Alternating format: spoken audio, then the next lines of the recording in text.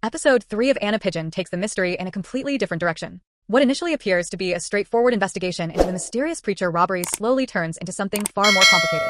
Manny is under suspicion. Money has disappeared. Pastor Nelson is hiding something. And Anna Pigeon is beginning to realize that the person everyone believes is guilty may actually be the one being used as a scapegoat. By the end of the episode, the connection between Manny, Pastor Nelson, and the mysterious robber known as the preacher finally begins to make sense. But the biggest revelation isn't simply about who took the money. It's about why Manny was arrested in the first place. Let's break down everything that happened and explain that shocking ending. The mystery around Manny. At the beginning of the episode, Manny's situation looks terrible.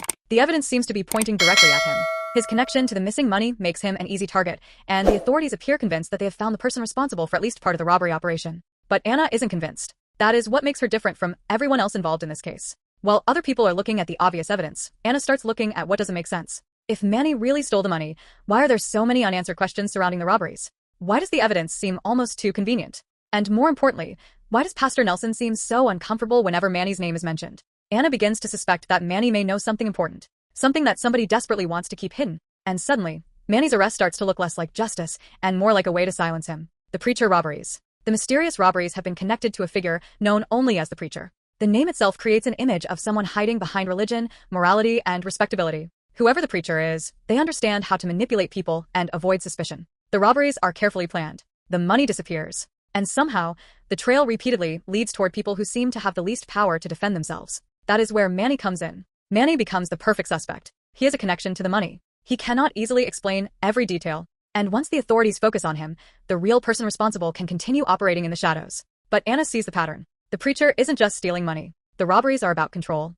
Someone is using secrets, trust, and fear to manipulate the people around them. And the closer Anna gets to the truth, the more one name keeps appearing in the background. Pastor Nelson. Why Pastor Nelson becomes suspicious. At first, Pastor Nelson seems like someone who should be helping. He is respected. He is trusted by his community. And, because of his position, people naturally assume that he has nothing to hide.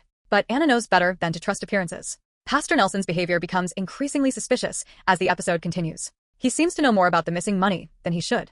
His explanations don't always match the evidence, and his concern for Manny feels strangely complicated. It's almost as if Pastor Nelson wants Manny to be found innocent, but not too innocent. He wants the truth to remain close enough to protect himself. That becomes the key to understanding the episode. Pastor Nelson may not have been the person physically committing every robbery, but Anna begins to realize that he is connected to the operation in a much deeper way. The question is whether he is the preacher himself, or whether the mysterious robber has been using Nelson's secrets against him. Anna starts connecting the clues. As Anna follows the trail, she realizes that the missing money, Manny's arrest, and Pastor Nelson's strange behavior are all part of the same story. The money wasn't simply stolen and hidden. Its disappearance was carefully arranged.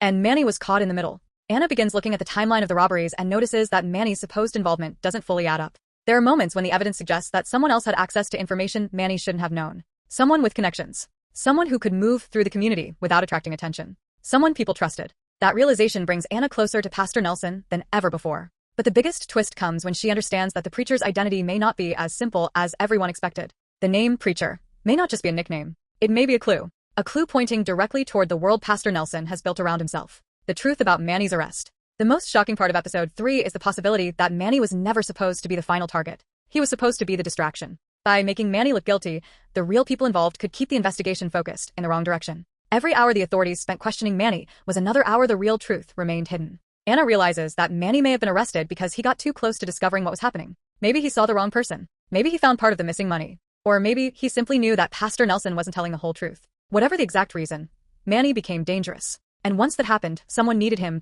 out of the way. His arrest solved several problems at once. It created a suspect.